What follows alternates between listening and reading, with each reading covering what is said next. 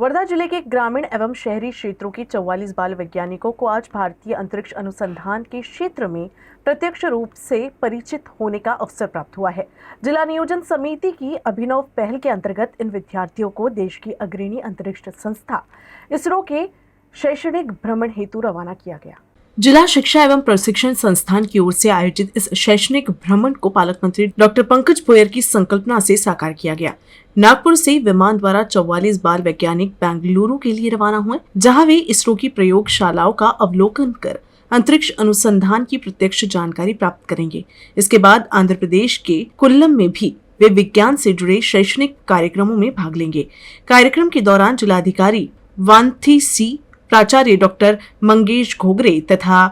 अन्य गणमान्य व्यक्तियों की उपस्थिति में विद्यार्थियों को हरी झंडी दिखाकर रवाना किया गया। विद्यार्थियों के साथ 3 प्राध्यापक, एक विस्तार अधिकारी और एक विशेषज्ञ चिकित्सक भी यात्रा में साथ हैं। पालक मंत्री डॉक्टर पंकज भोयर ने कहा कि इस यात्रा से विद्यार्थियों में विज्ञान के प्रति रुचि और अधिक बढ़ेगी तथा भविष्य में AI जैसे आधुनिक तकनीकी क्षेत्रों को समझने में सहायता मिलेगी। साथ ही राज्य स्तर पर उत्कृष्ट प्रदर्शन करने वाले विद्यार्थियों को अमेरिका की अंतरिक्ष संस्था नासा ले जाने के लिए मुख्यमंत्री देवेंद्र फडणवीस के समक्ष प्रस्ताव प्रस्तुत किए जाने की जानकारी भी उन्होंने दी। Wardha young innovators and science scholars ही संकल्पना आपल्या माध्यमातून प्रत्यक्षात उतरेल आणि तुमच्यातला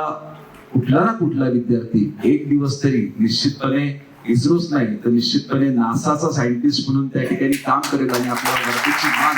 आपल्या माध्यमातून प्रत्यक्षात आज मला अतिशय आनंद होतोय की आपल्या वर्ध्यासारख्या छोट्याशा शहरात